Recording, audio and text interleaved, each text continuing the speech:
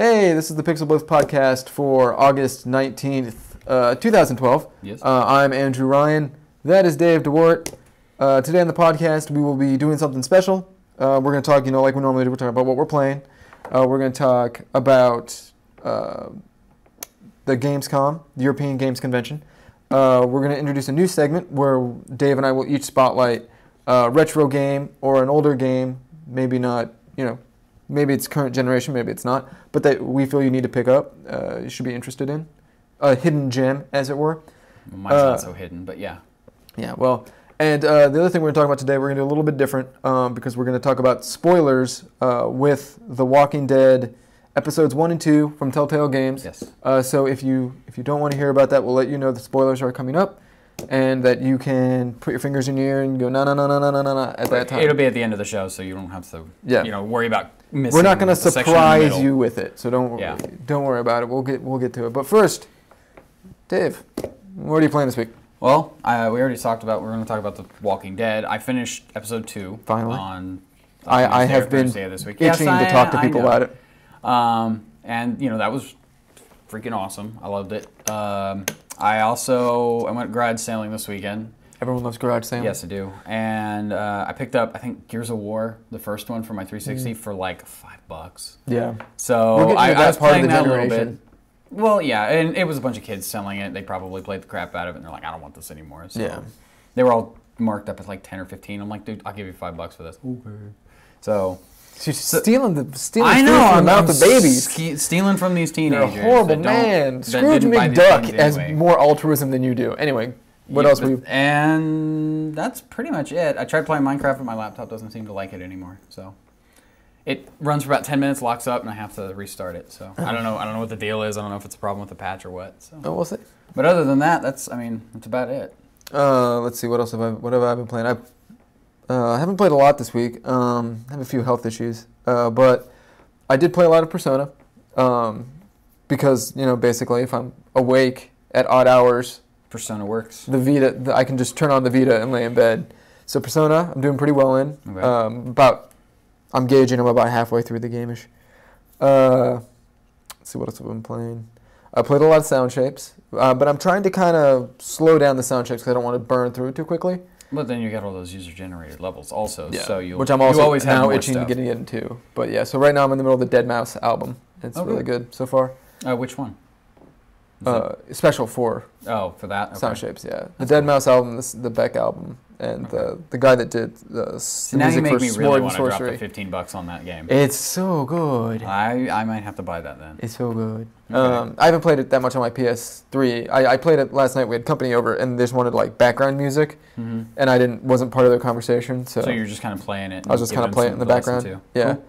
Cool. The cool thing about sound shapes is how when you start a level, it's silent. And by the time you end a level, it's big, the whole thing. symphonic, multi-layered orchestral music. That's neat. Let's see what's Is there a demo of that, or do you know? I don't believe there is. Damn. I don't know what you would demo of that game. Probably 2 random levels. Yeah, probably. What else have I been playing? Oh, I recently purchased a Sega Mega Mouse. Oh yeah, you told me about that. Mouse. For the 18 people that have one. It is a mouse that Sega made for the Genesis. Much like the one that they made for Mario Paint in the Super NES. Which was, I believe, the Sega Genesis game, the Sega Mega Mouse, has more games than it works Probably. with than the Mario Paint mouse. But it doesn't work well. I mean, it's an old trackball mouse, so I had to get readjusted to that. But I was playing Eye of the Beholder on my Sega CD, which is blast from the past. I mean, it's the exact same as Eye of the Beholder on the PC. Super fun. I mean, if you're into that type of dungeon crawler game, I think I got 3 levels down, and I got to the puzzles that don't make sense, that you just have to look at everything and touch everything. Oh, poke it and see how it reacts. Was this a switch? Was this a switch? Yeah. But it was still super fun, and I spent 4 or 5 hours on my Wednesday doing that. That's cool. It's good to unwind with a good retro game. Okay, that's good. Which good segue into our next segment. Dave and I will be spotlighting a game that you need to play. A random game. Yeah. More or less. Anywhere in video gaming's history that you could probably get your hands on. And I can guarantee you, E.T. will never come up. I don't know. E.T., man. E.T., man. If you can find it. That is one of the shining examples of what isn't there 3 weeks and lots of cocaine can get you. Yeah, isn't there a big hole in New Mexico? Yes. Yeah. Supposedly there's. So if you can find that big hole with all those cards, good luck. Yeah. It's not a good idea to manufacture more software than there are consoles to run it. Yeah. So anyway, Dave, what are you spotlighting this week? I thought about it, and Mario 2, the U.S. version of Super Mario or Mario World 2, whatever it was, the one that was Doki Doki Panic. Doki Doki Panic. I don't know why. Everyone loves a little Doki Doki. I don't understand why I love this game, but I love this game. I played the crap out of this game when my girlfriend when my wife was my girlfriend, she still had her NES, and she had Super Mario Brothers 2, and every time we went over there and I was just kind of hanging out and she was doing something, I was sitting there playing Mario 2. Yeah, I love that game. So did you pick it up for your NES yet? No, not yet. I found it at a couple of places, but they always want like 20 or 25 bucks for it. And I'm like, wait and see if I can find it. Well, don't you have All-Stars? No, I don't have All-Stars. They want 25 for that. Well, but eBay. That would be the way to do it. But yeah, so Super Mario World 2. Yeah, does your retro clone, does it play Family cards? It might. I know it doesn't play Super Family cards. So it might play Family cards. So. I don't know, we'll see. Okay, because you can get... Bring one over and we'll see what happens. For those of you that have retro clones that you can import things for, you can get, it's called Super Mario Brothers USA. It is Super Mario, as the Japanese version of the Super Mario 2, and it's super cheap. Oh, really? I mean, like, if you buy a lot of 100 Famicom cards, 20 of them will probably be that 10 game. or 15 of that? Okay. Yeah. So, okay. So if you buy... Isn't that what we call the Lost Levels? No. Oh, that's a different set? Okay. Lost Levels is a Famicom... It's Super Mario Brothers 2 in Japan, and it's a Famicom Disk System game. But I think you might be able to find it as a cartridge. Huh, okay. But what we're talking about is Super Mario Brothers USA is Super Mario Brothers 2. I mean, it's just reskin Doki Doki. Yeah. Doki Doki is also a Famicom Disk System game. Funny story, the cartridge version of Doki Doki Panic is super rare and fetches a lot of money on Japanese Yahoo. But one of the good things if you're a retro collector and you do have a retro clone that plays Japanese Famicarts is that you can get a lot of games that are expensive over here really cheap. Okay. Like I know DuckTales 2 you can usually grab for $20, where over here DuckTales 2 runs you like 60 to 70. Because it's so hard to find. That's cool. Yeah. Because the Famicom just had longer legs in Japan. Yeah. All right. So good to know. So if I'll see if it plays Famicarts, and if it does, then maybe I can get some good Japanese games. No, yeah, I'll let you borrow the that tennis RPG I have. Oh, that tennis RPG. Well, you got to roll up your character. I guess, but play some semblance of Wimbledon. I played it for a day. I don't even know how. You don't even know what you did. And there was like no way to know how good I was doing outside of I won that match. Well, good. So what's your game? My game is a latter-day Super Nintendo game. It is Marvel Superheroes War of the Gems by Capcom. It has nothing to do with the arcade War of the Gems Marvel Superhero fighting game, except that it was released around the same time because they had the license. It's actually a spiritual successor to another Capcom Marvel game, Mutant Apocalypse. Okay. Much better than Mutant Apocalypse. You actually have access to the full roster of superheroes: Iron Man, Hulk, Captain America, Wolverine, and Spider-Man. That's not really the full access, but that's a good chunk of the Avengers. So. Well, yeah. I mean, it's the Avengers that you would want to play as. Yeah, because who wants to play as Hawkeye, really? I don't know. Jeremy Renner? I guess. If people are watching this on YouTube in like 30 years, they're not going to get that joke. But yeah. Anyway, they might. It's super fun. It's based off the Infinity Gauntlet storyline, which has Thanos in it. Which, for those of you who don't know, spoiler alert, at the end of Avengers the movie, Thanos shows up as the big bad villain. Yeah. He will probably be the big bad villain in the upcoming Guardians of the Galaxy and in Avengers 2. But the game itself is super fun. It's a kind of a throwback to, at that time, what was considered old school Capcom, where you could pick any of your guys, whoever you wanted to tackle whatever mission, and then you could also go pick the mission.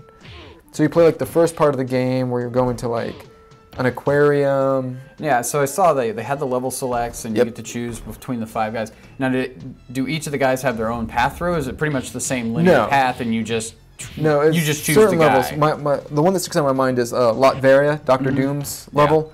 if you play it as Spider-Man or Iron Man or Wolverine, 3 characters that have a little bit more mobility, there's a way you can go up and like short circuit half the level. But if you play it as Hulk, you can actually go through and break walls and get to a secret room. So there's a little bit of the variance, but for the most part, but in most part it's not. Yeah. Okay.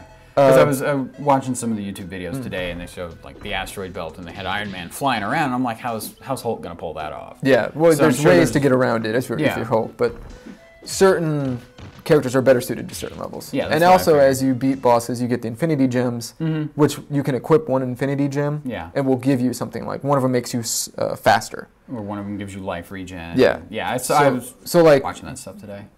Little tidbit: if you get Hulk. Put the fast gem on him, and he's the best character in the game because he hits super real fast and super strong. He has a lot of life. But so you play through the first couple levels. You play a mid game, bigger level with a bigger boss at the end of it. Then you have another level select screen, and then at the end you find Thanos and you fight him, and it's super good. One of the standout things in the game is the ending title music, which will go down as probably like one of the best compositions, in my opinion, that Capcom has done. Okay. But it's super catchy, and it really hits on like that Marvel superhero cosmic universe-ness. That sounds neat. So yeah, you should go pick it up. And the downside about this title, as opposed to Super Mario Bros. 2, is that the licensed games you'll probably never see on a virtual console, and you'll never see a re-release for them. Yeah. It would be very hard for Capcom to get Nintendo and Marvel to agree on re-releasing it on a platform. Yeah. Well, that kind of sucks. But if you can find it cheap. Yeah, it's a good game. Well, you can usually get it because it's Marvel Heroes. Yeah. So that holds a little bit of cachet. So if you're at like eBay or a pawn shop or a vintage shop, I would say that if you're a Marvel fan and you spend $30 on this game, you won't be disappointed. Okay. And if you're an action video game fan and you spend $15 to $20 on this game, you probably won't be disappointed as well. Okay, well, it looks pretty neat. Yeah, it is super good, and the sprites are really big, and it really pushes what time before last, what we said the Super Nintendo did really well is all those bright colors. It did a lot of really, really good work with the sprites and sprite animations. So okay. So Gamescom, onto our next thing. Who won Gamescom? Was it Nintendo? Xbox, Sony, Ubisoft, Capcom. I remember hearing that Microsoft wasn't there at all. So Microsoft wasn't there at all. Nintendo didn't have a press conference. And I didn't. I don't even think they had a booth. I didn't see hardly anything, if anything, from Nintendo. We saw Zombie U from Ubisoft, which continues to look like the standout title on the Wii U for now. But it's between Zombie U and Rayman Legends. Yeah. And between those two games, like, congratulations, Ubisoft, you're doing a better job than Nintendo. Good job, guys. So I'd have to say Sony would have won Gamescom. What were they, like, merci beaucoup? No, that's thank you very much. Oh, well. Whatever. Something in French. Ubisoft. Yeah, good. So Sony is like the big story of Gamescom this year, and a lot of it's because of what they were talking about as far as how you use your Vita and what kind of stuff that they're going to give you either for free or part of the PlayStation Plus. Yeah, I think the reason why everyone walked out of Sony's press conference from a press point of view, very excited and enthused, is that they didn't talk that much about the Vita at E3. No, they looked at it and that was about it. Like, while they had one of the stronger press conferences at E3, no one had a great press conference at E3. Yeah, there was. So expectations were kind of low, and I think Sony came out and doubled down and knocked people out of the park with some of the stuff they showed. Yeah, and a lot of what they showed as far as the cross-buy. Yeah, cross-buy is going to be big. Thinking, I wasn't going to buy Sly Cooper. Okay. I wasn't going to buy All Stars. Well, definitely, I probably wasn't going to buy All Stars for my Vita. Yeah. I was definitely going to buy Ratchet and Clank on whatever they'll release it on. Clank. Yeah, because I do love Ratchet and Clank. Yes. But now that they're going to do this cross-buy thing, where if you buy the PlayStation 3 version of it, there's a download code and it unlocks the Vita version of the game. And I am probably going to buy maybe not all three of those games, but definitely All Stars and Ratchet and Clank. Yeah. And I don't know. I mean, it depends on how it's incorporated. Right now it's just there've been rumors that third parties are looking at doing the same thing. Yeah, I was going to say, because right now the only three games that are confirmed are first-party Sony. The scuttlebutt is that you might see Need for Speed Most Wanted do it. Yeah, And it'd be kind of neat to see some third-party stuff happen, but then you've got all the licensing that they got to deal with, especially if it goes to like Microsoft or it goes on the PC. So, but that's kind of an interesting thing because it gives you more of a reason to have a Vita, and if the cloud saves, which I think they're increasing that to a gig instead of the 150. God. You could share you could finally put your Skyrim file on the cloud. Yeah. So if they're going to do that, that's going to help a lot because then you can just pick it up, play it on break or whatever, and then you or on the bus or whatever. Transfer it, as Hideo Kojima would say. Yeah, but so that's kind of a cool thing. And it's really cool. It saves money and it reinforces the Sony ecosystem, which in this latter part of this generation into the next generation is what they're going to be talking about. We talk a lot about the Apple ecosystem with iTunes, iPod, iPhone, and buying the app once and getting it other places. Yeah. Sony's really doubling down on that. And that's good. I mean, and they also talked a little bit about how they're, they've got their PlayStation Mobile stuff where they're putting it on, trying to put some games on tablets. I think a lot of them look like PS Minis. Yeah, no, it's PS Minis. But that's still kind of cool where you can take your Minis with you and play them on your cell phone. Or your Vita. Or your Vita or your tablet. Yeah. I think they've added Asus and Wonderbook. I don't remember or not Wonderbook.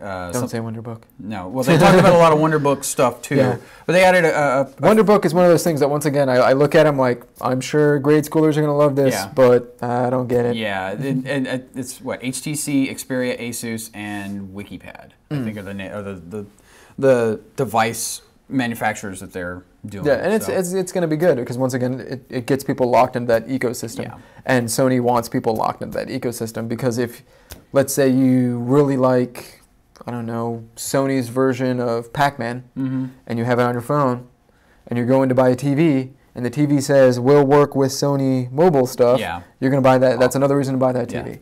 Yeah. And Sony needs to give consumers all the reasons in the world to buy their stuff because Sony needs consumers to buy their stuff. And the Vita needs all the help it can get. So. Yeah.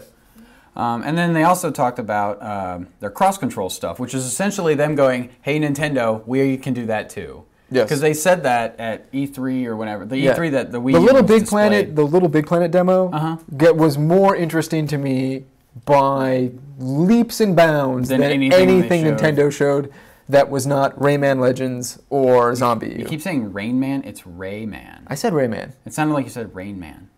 Definitely Rain Man. Platforming. That's right. So, but yeah, and then that looks cool, and there's some interesting, implications that they could work into. I liked the holding the Vita up to look at like an X-ray.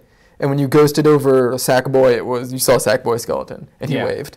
I was like, that's a cool little cute. And that's cool stuff. So it's basically telling Nintendo, we got you next gen too, even without a new console. I mean, let's hypothetical. Third-party implementation. Let's say Black Ops 2 and Black Ops Declassified have this back and forth, and you can do your loadout with the touchscreen. Yeah, and you can do that. Or, you can hold up your Vita, because you're using it as a controller, because you can do that. And you can, bring it up, and you'll see thermoptics through that. Yeah. You can see where other people are in multiplayer because you have a Vita. We can finally get the Ridge Racer rear view mirror that Kaz promised us. Yeah, there we go. A rear view mirror for Ridge Racer. Just got to hold it back here. Yeah, that's useful. So there's some cool stuff that Sony put out. They also talked about a bunch of new games, but one I found particularly interesting. It's called Tearaway. It looks like Little Big Planet, but made out of paper. Yes. Media Molecule. I don't know what they're doing over there. There must just be like jelly beans raining from the sky all hours of the day. It's so magical. Crazy. A unicorn is running the coffee cart. Ew! But yeah, so it's from the people that made Little Big Planet. But it's really kind of interesting because not only do you run around with your little dude, and it's a 3D world instead of kind of a 2D world with Little Big Planet, but you get to use the back touch in order to interact with either your guy or the monsters. You can in the demo that they showed, there's a little spot where you tap the back and the dude will bounce. Yeah, and I like how your finger breaks. Well, it's not your finger. Well, but a finger displays on the screen. A finger breaks through. But the cool thing about it is the background around the finger is actually a feed from the camera behind the Vita.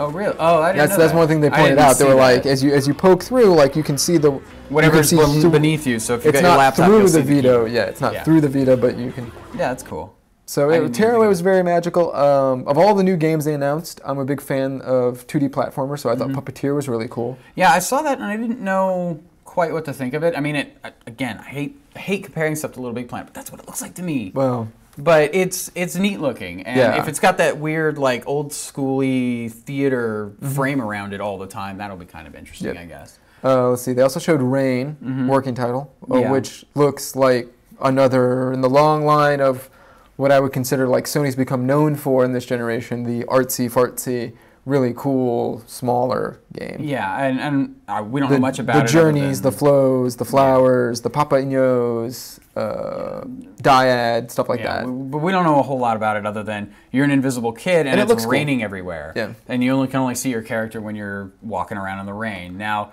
you see his footprints when he's like walking around in a building or whatever. But it's pretty neat, and I don't know what kind of gameplay mechanics, if there's going to be any sort of like real... It's still heavy very action. Probably far not out. a lot of heavy action. Still very far It looks pretty neat. The one thing that I saw that I liked was Until Dawn, which is the PlayStation Move-enabled teen camping survival horror game. Yeah. I remember seeing which I have a soft spot for really schlocky 1980s teen slasher movies. Okay. And this is targeting that soft spot. And the funny thing is there's a scene where the male character is unzipping the female character's parka winter coat thing. Okay. And I just sat there and thought, like, this is probably Move enabled. Like, I'm gonna have to do this. Yeah, you have to go. Feel super creepy. But I do like games like that. And I think it is Move enabled. I think they said that it was specifically a Move. Well, yeah, but I don't know that scene is Move enabled. Well, it might be. It probably is. But so I think it would be cool. I think that looks cool. And it was amazing how much new stuff they talked about at Gamescom. Yeah, there was a lot of stuff I hadn't heard about. So. And then, according to Shuei Yoshida, which he has a vested interest in Sony, so this may be a complete and utter lie, but there's more stuff to talk about, even more stuff to talk about at the Tokyo Game Show, which is coming up. That's even better because we like hearing stuff about our consoles. But between Sony and Capcom's game, Remember Me, which used to be a Sony game called Adrift. Oh, it was? I didn't realize it was. They bought it out or whatever. Yeah, they bought it out. Sony decided they didn't want it. Which is another one of those kind of, a lot like Watch Dogs from E3. It's another one of those games that kind of came out of nowhere and we're like, wow, this looks really cool. Yeah. I mean, it could not end up being much, but we'll see. Well, and the way I was seeing it, because it comes out, it's what, for the PS3, 360, and PC? It almost looks like it could be a next-gen launch title as well. Like, if it doesn't make this console gen, and they say that just to kind of say, this is what we're working on, we're going to put it on the PS3, it might come out at the same time as the new consoles, and it'll just come out on the PS3 and the new one. So they can show... the difference between what the PS3 is capable of and what the new systems are capable of that we don't know about yet. The cool thing about Gamescom as opposed to E3 is that the big story that came out of E3 was the stuff that we didn't talk about. So they didn't talk about next Xbox, next PS3, price on the Wii U, launch house on the Wii U, launch dates on the Wii U. The big thing that came out of Gamescom was kind of a reassurance that, we didn't talk about that next stuff because we don't need to. Yeah. Like, look at all this more stuff we're giving you. Well, and I think there was like a murmur of like a release date for the Wii U. I think they're saying it's supposed to be out before Black Friday this year. Yeah, but Europe might be pushed back. Yeah, I think that might be. Well, I mean, that's what we're going to be seeing. And considering the fact that we're now only a few months away from the supposed Wii U launch, the fact that we still don't know about price and we don't. Yeah. That's kind of bad. Iffy. Yeah. That you don't want to launch stuff like that. No. You don't want to say 2 weeks before it comes out, hey, this is when it's coming out and this is what's going to cost. But this kind of brings into something I want to talk about, is gamer entitlement. Is that when they announced Black Ops 2 Declassified for the Vita, they then showed a video, and immediately people were like, this is going to be horrible. Look how cruddy it looks. It looks like a PSP game. I played a lot of PSP games, guys. If that looks like a PSP really game, PSP that game. looks like the best looking PSP game I've ever seen. Yeah. But this kind of gamer entitlement of people that hadn't played the demo, that hadn't actually seen video. I mean, the video in the trailer could be captured from anything. It might not be from a Vita. Yeah. It might be a demo reel. We don't know how close really it is to early done. footage. Yeah. We don't know anything about it other than it's a game. Just to crap all over this for no good reason. Out of nowhere is kind of, you know, a few points, salient points. How hard is it to do a Call of Duty game? I mean, it's not. Like, it's a military shooter. Like, it's... Yeah, and odds are they're using either tech or they've modified some of the tech they've been using on the PS3 and the 360 for a while. Yeah. Like, so it's not like they're rewriting a whole engine or anything like that, but... go ahead. Two, like, it's designed for the Vita. It's by a studio that, while their last game on the Vita, Nihilistic Studio, who everyone hates, but I don't think they're horrible. Yeah. The last game on the Vita was Resistance Burning Skies, which I was underwhelmed with, but at the same time, like, they were obviously working on Resistance Burning Skies and Call of Duty at the same time, and clearly Sony knows Resistance is not as important as a Call of Duty game, so there's going to be more resources on the second team. Yeah. But once again, this is all conjecture. We don't know that it's good. We don't know that it's bad. We don't know that the demo is horrible. We don't know that the demo is wonderful. We don't know that 4-on-4 multiplayer is going to be enough or not enough. Yeah. We don't know, like, they're like, oh, it's a stripped down multiplayer. They only have these modes. Well, the guy said, we have this mode, and others. We don't know what those others are. There's a lot of questions. Yeah, like, there's a lot of stuff that they didn't talk about. Come out of nowhere and just, like, this is going to be horrible. Everyone should be worried. This is the end of the Vita. Like, one... If the Vita ended every time someone said this is the end of the Vita, it would have been gone a long time ago. Would have never came out. Yeah. Like, I'm tired of hearing this is the end of the Vita because Sony's shown that they're gonna keep putting stuff out on. And they're gonna keep integrating it into what the PS3 and what the PS4 whatever is gonna do. So it's not like even if it flops like in comparison to the DS. I mean, like let's say 9 million iterations of that, they'll still support it to some marginal degree. Yeah, let's say Call of Duty Black Ops Declassified 2 has a console penetration rate on the Vita that is half as good as it is on the consoles. You mean COD Blops Declassified? You said 2. I know. So COD Blops 2. Declassified. Yes. Gotcha. Okay.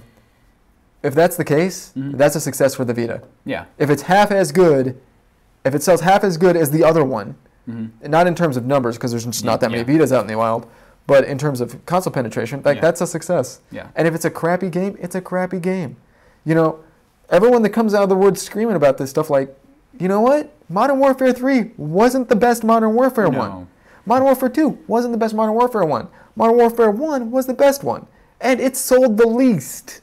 Well, yeah, but it kickstarted the whole... Yes. The whole, not genre, but the series. Yes. Well, I'm talking about console penetration. Yeah. So, like... every year something goes wrong with Madden, and people still buy Madden. It's a decent game. I'm sure this will be a decent game. Yeah. If that doesn't meet your expectations, I apologize. But wait till you play the game. Yeah, at least wait till you play the demo. Yeah. Don't automatically say something's crap just because you saw a 30-second trailer in a press conference or on YouTube and was like, hey, that game doesn't look like I want it to look. It's, of course it's not going to look as good as what your consoles would look like. Yeah, they're like, look how horrible this looks. Like, yeah, well, compare it to, like, Call of Duty Zombies on the iPhone. Yeah, it looks marvelous. Compare it to Call of Duty on the DS. It looks marvelous.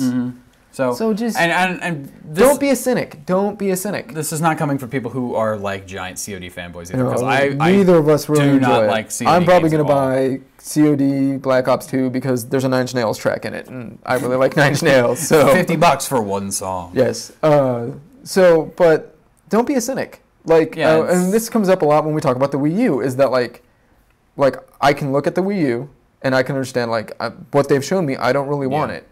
I haven't played with it. I haven't messed with it.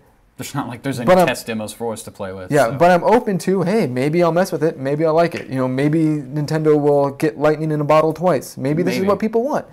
But don't be a cynic. Yeah. Don't come out of anywhere. Don't come out of your hole and be like, this trailer was horrible. This game is going to suck. There have been terrible trailers and games that were great. There have been terrible trailers since trailers were invented. Yeah. That's kind of what they're for. Occasionally you'll get a crappy trailer for an awesome thing. So. Yeah, like the trailer for Total Recall with Colin Farrell looked amazing. The movie? That movie, not amazing. So much. But, I can understand you play a demo if you really like the demo. You then buy the game and the game's crap. Yeah. You should be upset about that. Like, they didn't show you a good enough slice of the game. They usually do have the warnings at the front. This is not representative of the final thing. So in the demo, they may have had this whole grand idea for all these systems, and then they had to cut them before Yeah. the game was actually released to make it get out on time. That's what I think happened to Resistance Burning Skies. Really? Is they had the demo works really well, and then Activision and Sony came to them and said, guess what, guys? Starting in a month, half your team is going to start on this Call of Duty Black Ops Declassified, but still please try and finish Resistance Burning Skies. Get as much done as you can by this day. Okay, bye. So yeah, until the demo comes out, until you see more stuff, just try not to be a cynic. Yeah. So with that, spoiler alert. Big giant spoiler screen. Yes, spoiler alert. We're going to talk about Walking Dead by the Telltale Games, episodes 1 and 2. I finished them last week. Dave finished 2 this week. Yeah. So spoiler alert, if you don't want to get anything spoiled from you, and we totally understand that, and these games work best when they are not spoiled. Oh, yeah. Please. Knowing what little I knew. We're not going to be mad if you tune out. Yeah, so just remember to spay and neuter your Pokemon, and we'll see you later. If you don't want to listen to this, we'll see you next week. Yeah, we're going to spend the next couple minutes talking about how awesome Walking Dead by Telltale Games is. So, holy crap. Tempo, play us off. Okay, anyway, Dave. So, Walking Dead episodes 1 and 2. Holy crap. Aren't they amazing? Dude. I was amazed. I was like, I had heard they were pleasantly really surprised. Good. Yeah. I told you really, last really week. good. I was you really wanted to talk to praises me, from the mountaintops. So we talked about one at lunch after last week. Yeah, so we'll go over we both kind of made similar choices in one. Yeah. I chose to say that I was the little girl's babysitter, and I'm trying to be as honest as I can be. Yeah. With the little girl, while also trying to whenever we have these morality choice games like this and Infamous, I try to I'm the good guy. You try to make those decisions you would make in real life. Yes. The first time through. And the cool thing about The Walking Dead is the whole media experience. So the show, the comics, this game in particular, is that it's not about what you do to survive against the zombies. It's what you do to hold on to your humanity. Yeah, it is. And it's really cool. It looks good. With the decision he's talking about, I told the guys that I was, their neighbor or something. And it's just, the decisions you make in that game, sometimes you think this is the best decision you can make, and it turns out to be the worst thing ever. 3 minutes down the road, you're like, I really wish I hadn't done that. Well, was it 2 where you find the guy in a bear trap? Yes. It was the very beginning. Did you cut his leg off? I cut his leg off to try to save him, and I lost the kid. And then lost the kid? There's two kids, and the one gets eaten.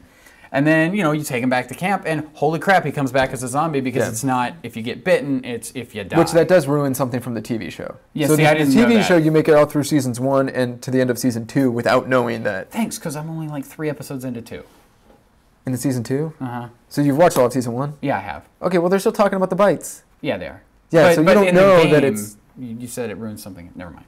No. So you've played episode 1 of the game, episode 2 of the game. Episode 2 of the game where it tells you that it's not the bite. It's not the bite, that if you die, you come back.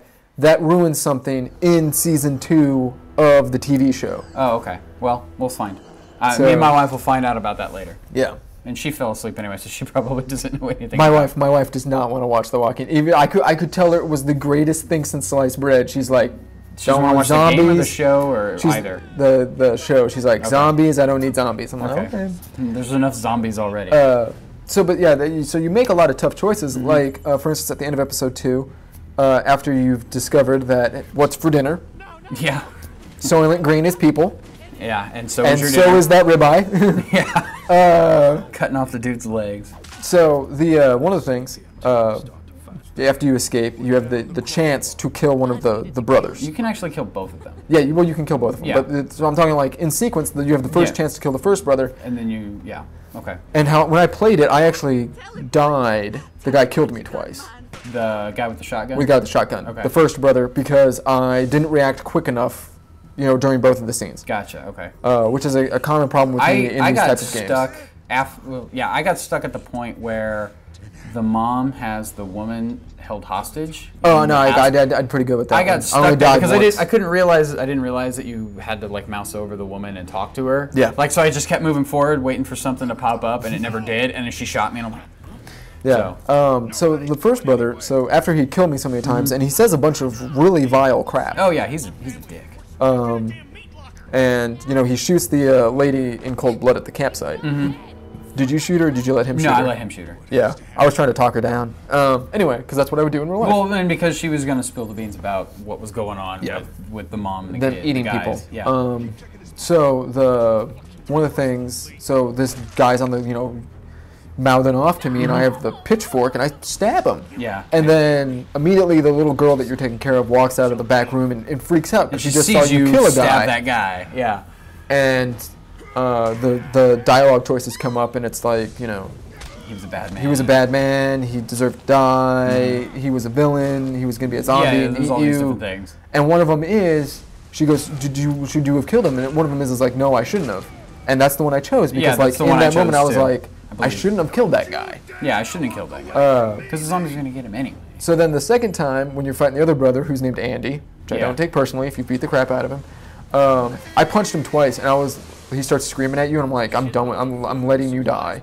And you walk away, and he keeps yelling your name, and the good voice acting really comes through there because he's really good. He's almost sobbing, you can hear anger, but it's really like sadness and depression because he knows the other two people that he's dependent on, his mom and his brother, are dead, and the zombies are going to come eat him. There's no way he's going to survive, and you're leaving him to die. I think I wailed on him until the camera pans over and you see everybody looking at you, and then you get up. I stopped the first chance they let you stop.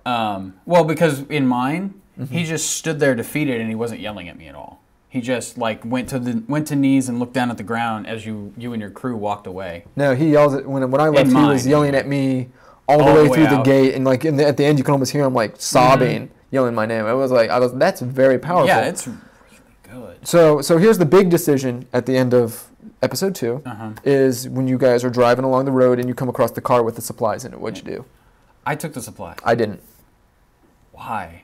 Because you don't know who's there. You don't know whose it is, and you know what? That little girl saw me kill a guy in cold blood, and she needs to believe that there's something good left in you. Yeah, there's some humanity left in the world. I took the supplies because that's what I probably you just think about it in a realistic situation. If there was a post-apocalyptic world and you just saw a car abandoned with a bunch of stuff and you don't know if there's anybody around or anything like that, I would take the stuff because who knows? They may be dead, they may ran off or whatever. So my thing is, here's my run up to making that decision. Kenny, the redneck trucker guy. Oh yeah, from Fort Lauderdale, who just says random crap all the time. Just killed old racist dude who I didn't like. Oh, but in the fridge? Yeah, but didn't deserve to die getting his head pounded in by a salt lick. Yeah, because I rode the fence on that too, and then he just picks up the salt lick and drops it on her. I tried to stop him. I tried to tell him don't do it, and I got into one dialogue choice, and I start trying to do CPR on him, and oh, okay, head exploded. So that only drew a division between him and I. Yeah. But that division had been happening for a while. See, he was my buddy at the end of 1. And he was my buddy at the end of 1. And then the girl was she hated me at the beginning of 2, and then I think it's flipped now. I think the girl is now on my side. Yeah. Because I tried to, I didn't try to kill her dad, but I didn't try to stop Kenny from killing her dad. So. The girl is now on my side because so there was that division between Kenny and I, and then Kenny wouldn't listen to me when I told him don't run out there, don't go out. We got to plan this, we got to do this intelligently. And he went ahead and did it anyway. He just ran out there. And I had to save his ass twice. So that division was already there between the two of us, and I couldn't. When one of the lines that really struck with me during that decision, where do you take the supplies, do you not, is the woman, Kenny's nemesis, I guess. The other leader of your little group. Goes, what if we're just the scary people that came in and stole all their supplies where they were off in the woods looking for somebody? Yeah. And I was like, what if we are those monsters? And it was very clear by the end of that episode that Kenny's not going to be my friend much longer. Well, but see, that's just it. The trailers for the next episode are tailored to how you did. Yes. So mine were different than what I actually saw in the thing. It's kind of weird, but it's they're really interesting, and I love the way these games are panning out. Yep. And I'm go buy them. So glad you don't even need to buy them if you have a PS3 and a PlayStation Plus. But yes, if you don't have PlayStation Plus, you should go buy them. They're fantastic. Yeah, I know. So yes, going into episode 3, I'm super excited. I love the best moment so far in the 2 games, the two episodes. was dividing up the food at the beginning of the second episode. That was hard. That was hard. And there was weight, and the music was good, and it's very like I was very much like down. Yeah. I gave it to the guy with the glasses that ends up getting eaten. I gave it to the two kids, and then I gave it to the old racist guy. Thinking that, hey, he might... thinking that he was an old guy, freaking dude. He needed some and food. Kenny needed to nut up and, be a man. And same thing with... See, I gave mine to the guy, the kids, and Kenny. So... The guy with glasses? Yeah. The guy that dies. I almost gave it to the reporter instead of the old racist guy but the reporter said she didn't want it. Oh, really? Mm-hmm. She said, because I had a dialogue choice with her based on saving her and not Tubby Dude. I tried to give her two, and she said to hold on to it in case the girl needs it later. That's what she told me. So then when you came back to the lady at the end of it, and she was like, it's not that easy, and you were like, it's not. No, it's not. So that's one of the shining moments. Like, it's weird that in this era of video games where we talk about like Call of Duty, giant, battlefield with like earthquakes and buildings breaking, like big cinematic showpiece moments that like I think in like 10 or 15 years, the moments that are going to stick with you are going to be these choices. It's going to be, games like, it's kind of this that invoke an actual emotional thing, not just a, It's kind of like in Final Fantasy 3/6, where the one thing we all talk about over and over again is the frickin' opera scene. Yeah. Because it was so different and such a breath of fresh air. And I think in 15, 20 years, this generation will be defined not by the Call of Duties, but by the games that have deep emotional purpose, that will be more bite-sized. So the Journeys, the Bastions, and of course The Walking Dead. Yeah, Walking Dead. So yes, go buy it, and don't forget to stay new to your Pokemon. See you next week, guys.